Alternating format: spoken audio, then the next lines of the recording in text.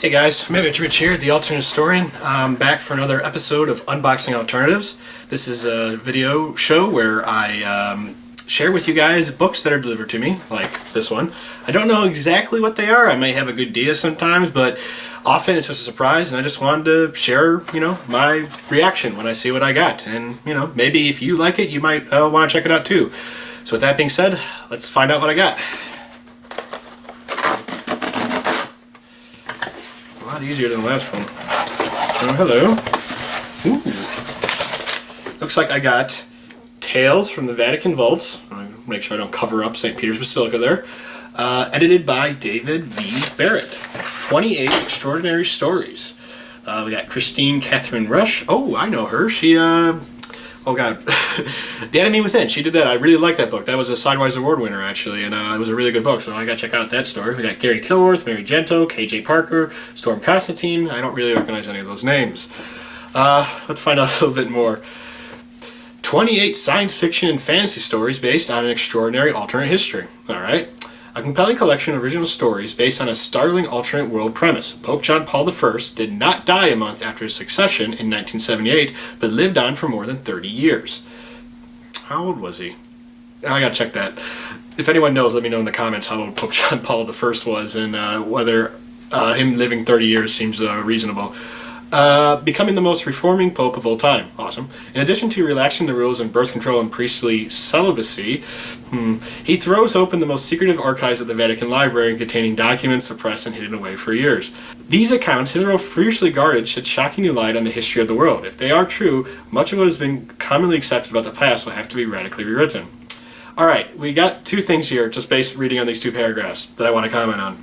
First off, this whole anthology seems to be based on the idea of an alternate history. Something went different, but it doesn't address the alternate history. It seems like it addresses just a secret history of the world. That's all these things apparently happened that the church is covered up, which is fine. But why not write about what the world is like after you have this pope who does all these different things? And I'm sorry, this is the 1970s, 80s. How did he get this through with everyone else? I mean, I understand that the church in many ways is almost like an absolute monarchy, but the pope just can't simply say, I'm the pope, so everyone's got to do this now. There is still a hierarchy in place to sort of prevent certain extremes like that. So I would like to know a little bit more how this happened. Or are they just saying, let it happen so we can tell these stories? That's fine, that's okay. But it makes me wonder how much of the actual content of the book is alternate history versus just a premise of what created the book. So let me keep reading. The documents expose not just uncover involvement of the Catholic Church in world affairs. Didn't they always have involvement? I mean, they are a country, the Vatican. Just being a country means you're probably involved in world affairs to some degree. But also what really happened in disputed historical events, revealing the true lives of saints and popes, a world of miracles, magic, and alien encounters. Okay, so the premise of the book is an alternate history, but we're not going to focus on the alternate history. We're focusing on the secret history that the alternate history helped uncover.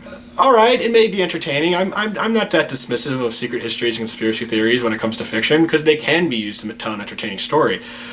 But if we're telling history, yeah, this isn't going to be a very good alternate history. You never know. I could still enjoy this book even if I don't think it's that good of an alternate history. But that being said, some of the other Sidewise judges who have read it have said that there's not a very much alternate history. The most alternate history is just the premise of the book, and the rest of it is more science fiction and secret history. So that's alright though. I mean, a book's a book, a story is a story, and I can always review this for amazing stories, even if I don't review it for my blog. So let me just check the other promotional material that came with.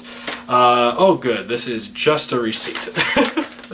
See, that's the thing about this series. I honestly have no idea what's going to happen most of the time. I could be completely surprised, and I have no idea what I'm going to be able to talk about once I open the book. And I kind of did enjoy sort of talking a little bit about secret history and stuff like that, because yeah, that really is my opinion on secret history. It's great for telling a good story, bad for telling anything else, because it can't be, sadly, it can't be proven like usual other types of history. You almost have to just assume that someone is covering it up. So if you can't find evidence, it's because someone covered it up. So it's sort of like, it makes logical sense and within its own framework, but it doesn't really make logical sense once outside of it, and that makes it why I'm always very questioning of it, why everyone takes it so seriously. But hey, whatever. I still may enjoy Tales from the Vatican Vaults. I certainly want to read Russia's story. I really hope I'm pronouncing that wrong. I'm so bad with names. And I guess that's all I got. Stay tuned for more episodes on my channel. And if you guys want to support me, please comment, subscribe, and support me on Patreon. In the meantime, I'm Matt Mitchell, the Alternate Historian. Bye.